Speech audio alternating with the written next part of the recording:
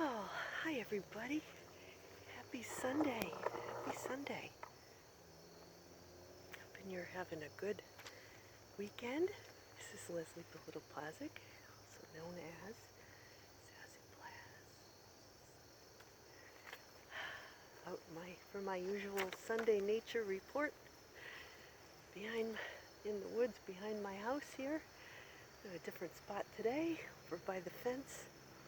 It's getting a little dark earlier, so I had to kind of be more out in the open because it's really still dark in the woods there. It's so dark.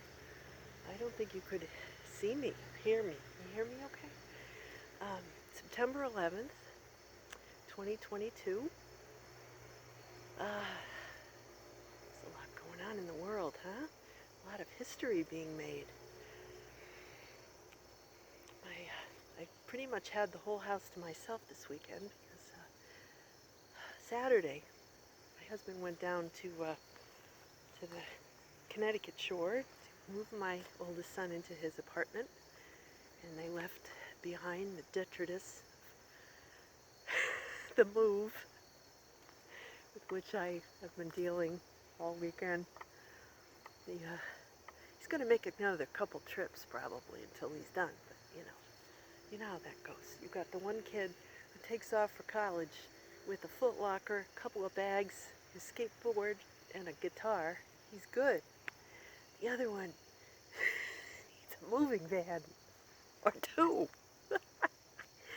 Oh man, he's got to live, he doesn't want to just get by in his place. He wants to live, a good life. He wants to live, he's got to have a better spice rack than mom. This isn't going to cut it. We're moving up in the world, right? You got to get, everything the best. Like, when I was 22, well, I suppose I had, some nice pots and pans, but I certainly wasn't living, kids in college today have stuff that I don't even have, and I've been in my house for 25 years. Anyway,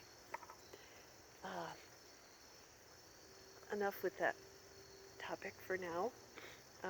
I wish him all the best in his new apartment life, the new chapter of life, huh? So,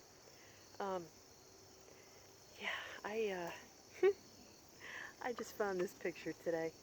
So long and short, my husband stayed down there with him, so it was quiet, and just me and the dog, and so I got to take a little time to relax and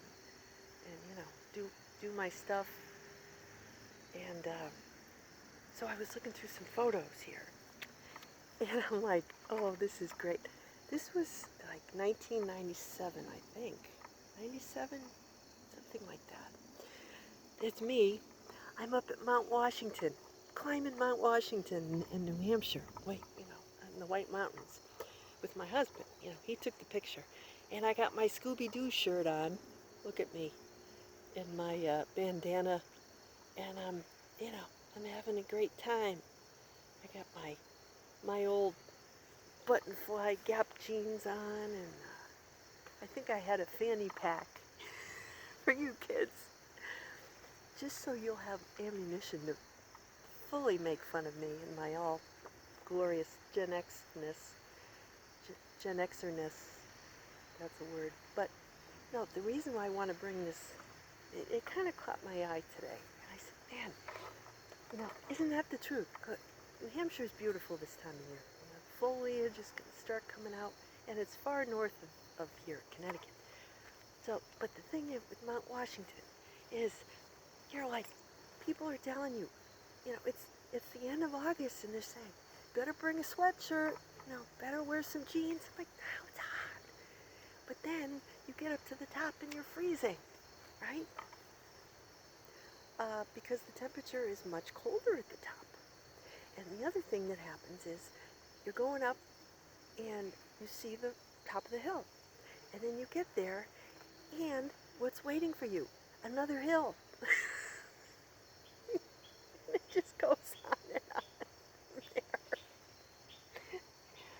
So, and I said to my husband at the time, I said, the heck, I've been, and then you look back at where you've been. You're like, what? But if I had known then what I was going to have to go through to get here, I probably wouldn't even have gone at all. Like, the fact that you don't know how steep the hill you're climbing, until you can compare it to something else. And you sure as heck can't compare your hike up to somebody else's, because you're like, oh, I hiked Mount Washington, put it on the car, bumper sticker, because chances are, even if you start on the same trail, right? Say you go to school with somebody, and you're like, oh, look what they're doing, because at a certain point, you can kind of branch off. Maybe this person took that trail, that person took that trail, but then you see them up at the top, and you're like, yeah, we climbed the mountain. But you trade stories, and you're like, oh, yeah, well, we went up that way, or, oh, we took the train. Never mind those people. They're a whole different, yeah. But, sometimes you take the train if it's too strenuous or the weather's not good, and then you see that some people get to take the train. Some of us have to climb the hard way, depending on how much of a total, how much punishment you want to, take on in a particular life, I guess. So, and so for me, I guess that happened to me like 3 times climbing this mountain. I said, oh, that's got to be the top. Nope, that's not the top. Oh, this has got to be the top. Oh, what's that? Oh. So anyway, that's my preface to today's talk. So what was the, I take many sources into account when I'm writing my notes. And today, the song hit me right away. It was perfect. Train, the band Train, they're kind of like they're nostalgic, they're retro, but they're not, because they're kind of still around, and they're kind of, turn of the 20th to 21st century, which is perfect, because, here in the United States, we're observing the 21st anniversary of the September 11th attacks, which is always a somber day to stop and remember. It's a day of remembrance, and to all those who lost their lives, the men and women, who the heroes of that day, those who lost their lives in the various buildings that were attacked, and the parents, all the families who were grieving, and as well, watching all the footage from the UK, and that they're honoring the life of their queen, Queen Elizabeth, as well as having looking forward to their future with a new king, King Charles. So for those of us who here in the States, we have our view. We're climbing the mountain, and our we're looking over at those under the Commonwealth of Britain and Great Britain and all that, and so we have our different paths up the mountain, right? We're climbing. We've got different perspectives. We've got different loyalties, right? They have had loyalty to the monarchy, to their queen, right? Those are alive today, and we in this country, we have the president, we have democracy, we have our elected officials, and so forth. So I thought, this is the song, "Meet Virginia" by Train. perfect.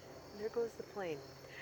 Um, and I said, this is perfect. It's Virgo season. Virgo, V-I-R-G, is Virgo. You know, has the same first letters as Virginia.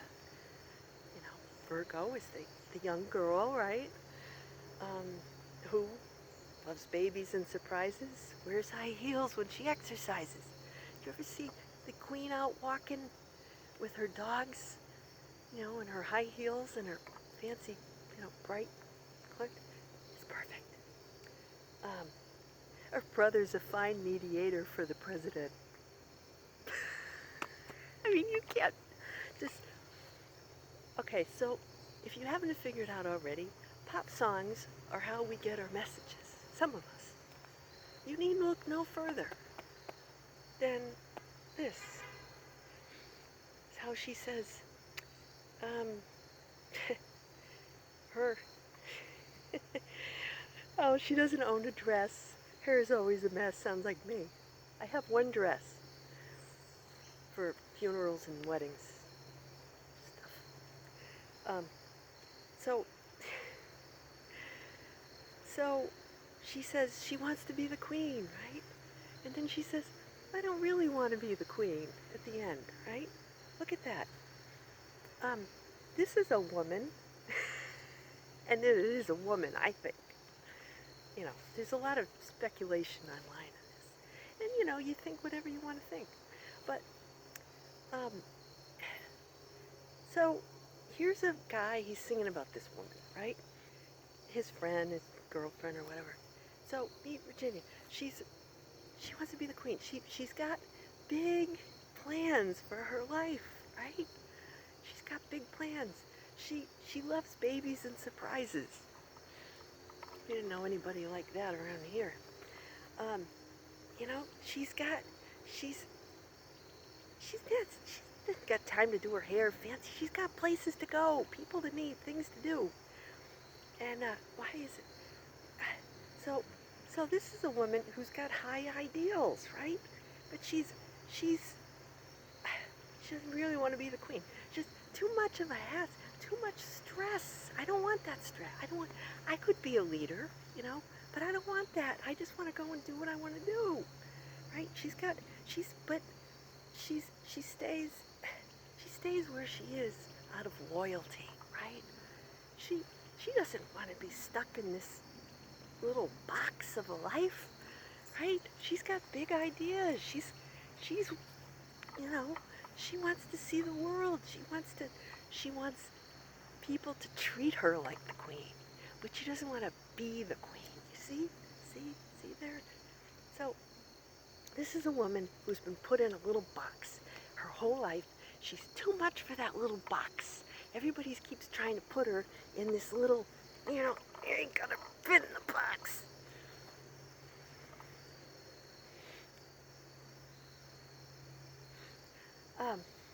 So, anyway, but she's got high ideals. Her confidence is tragic. Her intuition, magic. That means sometimes she thinks she can do anything. She takes on the whole world and it comes crashing down around her. And she's like, well,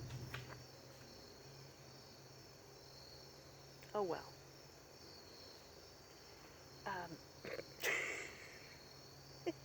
Her intuition's magic, right? When she gets her timing, in other words. Maybe she's a little overconfident sometimes and bites off a little more than she can chew. Maybe she's a little over-idealistic. But so what? That's how you create great things. Just like me, she hates to be alone, the guy says. So in other words, sometimes, you know, sometimes she'll be loyal to someone or a situation just because, you know, she doesn't want to be all by herself. She's afraid of, you know, like most of us, being alone, you know, so she'll stay in a bad fit of a situation for the sake of a higher principle, like the Queen. Remember Queen Elizabeth? She offered her life of service to the people of the, you know, her people who were under her, you know, who she looked at it as service, right? She served. She gave her life for those that, you know, she served. And she served a higher, in her mind, you know, it was for a higher purpose to advance the cause of history, you know? Because that's what she agreed to, all right? So sometimes we don't see the big picture. We got to step back. Say, you know what? Say what you will, but that was her, you know, that was her life, right? And we say, women, you know, women should be this, women should be that. Even those of us women say, well, women should be president or Gen Xer. Why isn't a Gen Xer been president?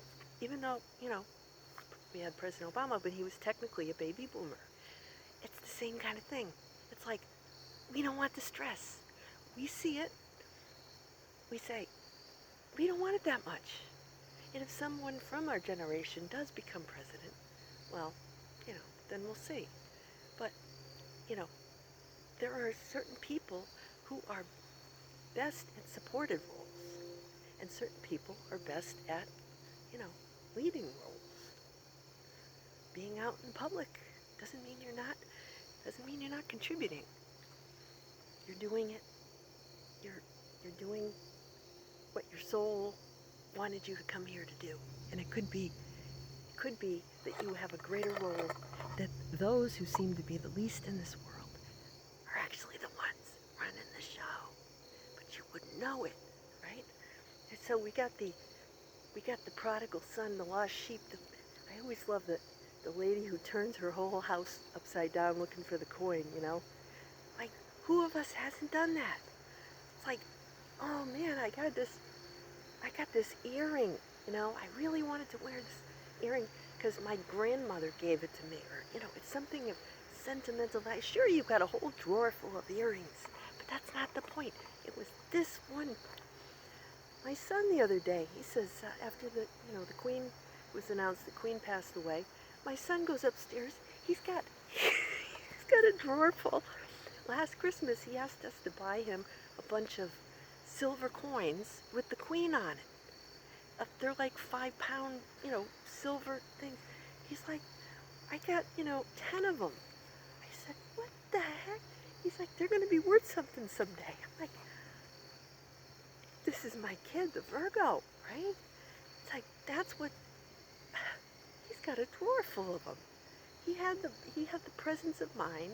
So he, this is the child who, these kids they're different from us. They don't have the attachments to the way things used to be that we have, right?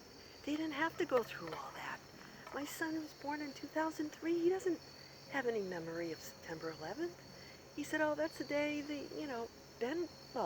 my oldest son, he was a year old.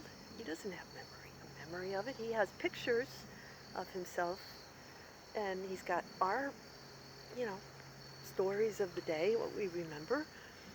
But, you can't force your interpretations of a particular event and its emotional aftermath on someone who really, they're clean. They don't need that yoke.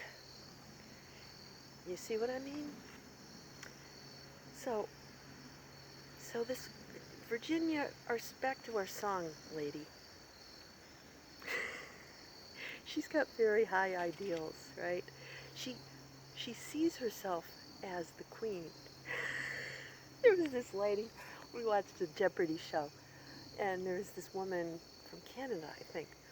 She won. She's going to be in the final. She was very good. She was only about a year older than my oldest son, but she has this little wave. She has these little hands, and she kind of goes like this, and very smart.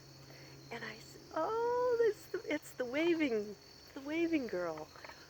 because she had such a way of waving. I said, I can't even do that, but she just naturally did. So I said, she's got the wave. She's got the queenly wave. By the way, if I don't know if anybody else picked up on this, but if it's true that the Queen passed away on September 8th, that was Peter Sellers' birthday. Peter Sellers, and I write about him in the Zazoo Plazz book, dear to my heart. He's the one who played Inspector Clouseau in the Pink Panther movies, and he's dear to my heart because my Uncle Mo he looked like him. He looked like Peter Sellers, and he did this fantastic imitation of him. He would always say, "Waiter, there is a bump in my soup." Something like that. And then, you know, he had the mustache. You know, he was of the same generation, same. And I remember growing up and watching Pink Panther movies. Um, you know, did I understand them? What he was doing with, you know, all the crazy stuff that he did.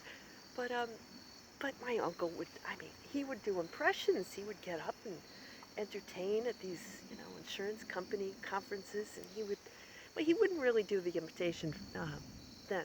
He would do it more for us, for the family. And I had always hoped, you know, that he would do the imitation at my college graduation party, but he didn't.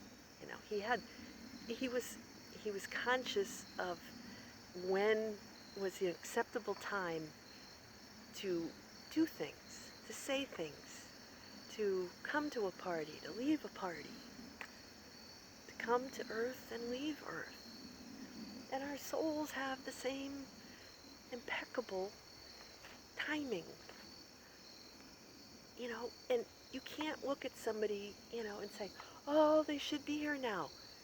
No, they shouldn't, okay? Because their soul knew that they had only so much time left on Earth, and then they have to get to their next destination. It's like you go to see, you know, we went to see Howard Jones. We went to see the Bee Gees when I was 13. Say, oh, I wish the Bee Gees could stay. But no, because they have to be in Buffalo tomorrow. So they have to get in their bus and they have to drive from New Haven to Buffalo. You know, whatever. New York City, you know, Pittsburgh, whatever. It's the same thing. It's like, let's see, I told my next wife, that baby's going to be born, and so I have this much time to get out of here, hit the highway, you know, and I got to account for traffic, and then I'm going to be born, and, you know, and time, universal time is totally different from our time. So it's, you know, there's multiple timelines going on. But, anywho, so I want to just offer you one more perspective that I got today. This is good. And it is that aspect of perfection that Virgo is so wrapped up in. You know, my son's saying, oh, you know, my house has got to be perfect. He's going to, you know, clean it with a toothbrush. And I get this that way. I get it. I get that way this time of year where every little thing comes to my attention. And Virgo is so easy to do that. And it's a good thing sometimes to have that kind of energy. But as long as it doesn't stand in the way of experimenting. Like, remember when you were a kid, like me, I'd build a tower of blocks, or a Lincoln log house, or a Tinker Toy house. And I go, yeah, that's good. Let's do that again. And I'd knock it down and build another one. Or like my kids, we'd get them these Lego sets, you know, for Christmas and birthdays. And sometimes if we went to Toys R Us, they'd beg us to get them like a little, you know, get them a little, just to, so, yeah, you know how it is. Okay, well, you know, you got good grades, so we'll get you a little, you know, mini one. So then they'd come home and they'd build it, right? And my kids, they'd build them once. Some of them they would keep. As they got older, they'd keep them. But then what they would do, as little guys, is, build it way up and then knock it the heck down and build it back better, different, or combine a couple of different, all these blocks. Oh, you have some of those. And they'd have these big, huge tin bins of Lego blocks. And the only thing that held them back was their imagination. Anyone who spent time with kids, you know it. You don't tell them what to do. You see what they come up with. And they have none of this, oh, I should have built it this way, or like that kid's thing, or, you take them to these little, library things where they show the kids on school vacation. They're building these magnificent, it's, you don't say, oh, well, his is better than, that's how you mess up a kid for life. You tell them his brother has a better, you don't do that, no, right? So why do we do it to ourselves as grown-ups? Why do we do it? We do it. And it's like the workout people. I work out with these, it's husband and wife. It's called hasfit.com. Go. And, I work out with them just about every day, except the days that I run. And the guy, Coach Kozak is his name, he always says, which is brilliant, he says, you're not competing with me, you're not competing with Claudia, his wife, you're only competing with what you did yesterday, with yourself, and trying to get better every day. And I said, isn't that amazing? Relating to your workout situation to just regular life. Oh, I ran this, I used to say, I ran this time, last time I ran this race, I ran it in, whatever it was, 30 minutes, I want to do it in 27 minutes, or I want to do it in 28, And then I would do it, I would see myself, doing it. And I didn't have anybody else to blame but myself if I didn't, right? And, there are things along the way. You don't sacrifice your personal safety or your health to do that. If it's safe and you have the energy, you go for it. If it's not, hold back. That's where the intuition, so the confidence, the tragedy comes where you go out there and you're like, yeah, I'm gonna do it in 22 minutes, which is, impossible or whatever. And then you fall on your face. And they're peeling you up off the pavement. See, that's me with the Mars out of bounds. Any of you astrology people go, I got Mars in Sag out of bounds, 24 plus degrees. When I was a kid, there was no stopping me. But then your brain doesn't catch up till later. And then you go, that's where the intuition comes in. Yeah. I don't think it's such a good idea to push it today. I think I'm just going to listen to my body and go home and make split pea soup, because my oldest son hates it. So I wait till he's gone, and then I can make a big pot of it, and because it's the French-Canadian green split pea soup. Not the habitant that I grew up with in the yellow can, but just green stuff with ham. So I better get to it. I've been yapping enough for today. So I hope you have a lovely week. Lovely. And yeah, so go out there and be confident and be intuitive and be better than you were yesterday at something. Take care, and I'll see you next week. Bye-bye.